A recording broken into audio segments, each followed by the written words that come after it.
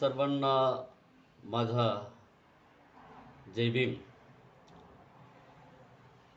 मित्रहो, गेल्या कित्येक वर्षापासून भारतातल्या आणि महाराष्ट्रातल्या आरक्षणाच्या संदर्भात अनेक चळवळी आणि मोर्चे, संघर्ष, वादविवाद, चर्चा होताना आपण बघतो आहोत. घटनेने दिलेल्या आरक्षणामध्ये कुणालाही बदल करण्याचा अधिकार ठेवलेला नाही किंवा कुणालाही बदल करणं शक्य नाही. असं असतानाही वादविवाद होतात. शेवटी इथे लोकशाही आहे. लोकशाहीमध्ये प्रत्येकाला आपलं मत मांडण्याचा अधिकार आहे. प्रत्येकाला आपलं मत व्यक्त करण्याचंही स्वातंत्र्य आहे. आज आपण SC मधल्या 59 जातीमधील वर्गीकरणाच्या संदर्भाचं जे सध्या महाराष्ट्र राज्याच्या समाज बांधवामध्ये अनेक वादविवाद किंवा उलटसुलट चर्चा होताना दिसतात. पण मला तरी वाटतं 59 जातीमध्ये बौद्ध महार ही संघर्षातून आणि बाबासाहेबांच्या विचारातून प्रभावित होऊन डॉक्टर बाबासाहेब आंबेडकरांवर विचारांच्यावर बऱ्याच मोठ्या प्रमाणामध्ये शिकून सावरली, संघर्षही करतात आणि विकसित जाती वर्गाच्या बरोबर आज हा समाज मोठ्या प्रमाणामध्ये उभा राहिला म्हणजे प्रगतीच्या वाटेवर येतो आहे. ही स्वाभिमानाची गोष्ट आहे. मात्र काही 59 जातीमध्ये आमची मातंग बांधव यांचा वर्गीकरणाचा आग्रह हा चुकीचा नाही. त्यांनासुद्धा अधिकार आहे, त्यांनासुद्धा हक्क आहे. कारण संविधानानं येथील प्रत्येक माणसाचा मान, सन्मान आणि अधिकार, स्वातंत्र्याचा या ठिकाणी जपण्याचा अधिकार ठेवलेला आहे. मात्र वर्गीकरणानं काय साध्य होईल हे मला माहिती नाही मित्रहो. मात्र एक आहे की बिना शिकलेल्या किंवा 10वी पास झालेल्या बौद्ध महाराच्या लोकाला किंवा व्यक्तीला किंवा पोराला कलेक्टर म्हणून कोणी नियुक्त केलं नाही किंवा अधिकारी म्हणून कोणी नियुक्त केलं नाही किंवा प्राध्यापक म्हणून कोणी नियुक्त केलं नाही. म्हणून बौद्ध महाराची जी उच्च शिक्षित शिकली आणि डॉक्टर बाबासाहेब आंबेडकरांच्या विचाराला अभ्यासली आणि ती खऱ्या अर्थानं विकसित होऊ लागली, तो संघर्षाचा भाग आहे. तो त्यांच्या बाबासाहेबांनी दिलेल्या विचाराचा एक जडणघडणीचा भाग आहे.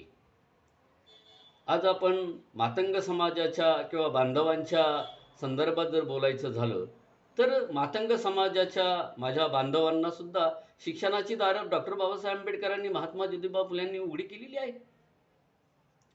आणि त्यांना तसं बंधन नाही की बाबा ही मातंग आहे म्हणून यांना नोकरी देऊ नका किंवा मातंग आहे म्हणून यांना शाळेत घेऊ नका आणि ही बौद्ध आहे म्हणून यांना नोकरी द्या किंवा महार आहे म्हणून यांना शाळेत घ्या.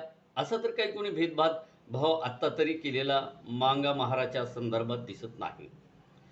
तरी आमची मातंग बांधवांची जी म्हणणं आहे की बाबा आरक्षण हे बौद्ध महारांनीच फायदा घेतलेला आहे किंवा लाभ घेतलेला आहे, असं तुमचं म्हणणं हे बरोबर असलं तरी त्या कॅपॅसिटीचे तुम्ही आहात का? मग ते महार असेल किंवा मांग असतील, कॅपॅसिटी आपली असेल किंवा आपण जसं तयार केलेलं आहे किंवा आपल्या लायकीप्रमाणे आपल्याला पद किंवा एखादी सरकारी अधिकारी बनण्याची संधी मिळते, ती आपल्यामध्ये आहे का? ती आपण पडताळली पाहिजे. खरं तर मातंग समाजामध्ये अजूनही फार मोठ्या प्रमाणामध्ये शिक्षणाच्या बाबतीत, परिवर्तनाच्या बाबतीत फार मोठी उदासीनता आजही दिसते. ती नाकारता येत नाही. थोडेफार माझे मातंग बंधू विकसित झाले म्हणजे सर्व समाज विकसित झाला असं नाही हो. तुमचा हा भ्रम आहे. लक्षात घ्या, वर्गीकरण करतानाही त्याला जातीमधली संख्या जशी असेल तसंच वर्गीकरण किंवा ती आरक्षणाचा लाभ किंवा संधी किंवा त्याचा आकडा ठरणार आहे. ते पुढचं पुढं होईल. परंतु मातंग बांधवांनी हे लक्षात घेतलं पाहिजे, की आज वर्गीकरणाचा हट्ट न धरता तुम्ही आपल्या समाजातल्या मुलांना, मुलींना उत्तमपणे शिकवा आणि डॉक्टर बाबासाहेब आंबेडकर किंवा अण्णाभाऊ साठे यांच्या ज्या परिवर्तनाच्या, प्रबोधनाच्या आणि विचाराला तुम्ही जर स्वीकारलं आणि ते तुमच्या जीवनामध्ये आणण्याचा प्रयत्न केला, तर नक्कीच वर्गीकरणापेक्षा तुम्हाला आरक्षणाचा लाभ आणि संधी ही बौद्ध महारासारखीच मिळेल, यात शंका नाही किंवा त्याला विरोध करण्याचं काही कारण नाही.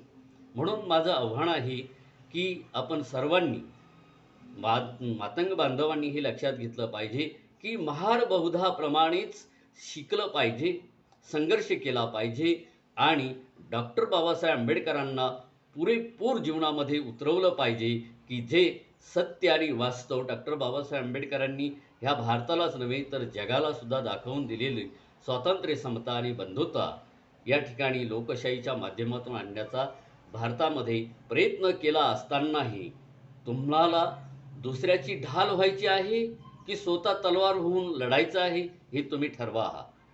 मात्र महार आणि बौद्ध या लोकांनी मात्र स्वतंत्र अस्तित्व निर्माण केलं. एवढं अस्तित्व तुम्हाला स्वतःचं निर्माण करण्यासाठी फार मोठी तुमच्या विचारामध्ये, वर्तनामध्ये, शिक्षणामध्ये परिवर्तन घडण्याची क्रांती करावा लागेल. तेव्हा खऱ्या अर्थानं तुम्हाला पुरेपूर आरक्षणाचा, संधीचा लाभ हा निर्विवाद घेता येईल. त्याला अडवण्याचं महार बौद्धांना किंवा इतर जमातीला किंवा जातीला कुठलाही अधिकार नाही. आणि म्हणून माझं या आजच्या या विचारातून मला हे सांगायचं आहे, की वर्गीकरणाच्या नादापायी आपण जाती-जातीमध्ये विखरून आणि त्याचा लाभ बिगर एस-सी किंवा तत्सम काही जाती-जमाती उठवतील आणि आपल्यामध्ये वादविवाद घडवून आणण्याचा जो प्रयत्न चालला आहे, तो यशस्वी होऊ शकेल. म्हणून वेळीच सावध व्हा आणि वर्गीकरणाच्या नादात न जाता तुम्हाला स्वतःला डेव्हलप करा, असं मी मातंग बांधवांना आव्हान करतो आणि या ठिकाणी थांबतो.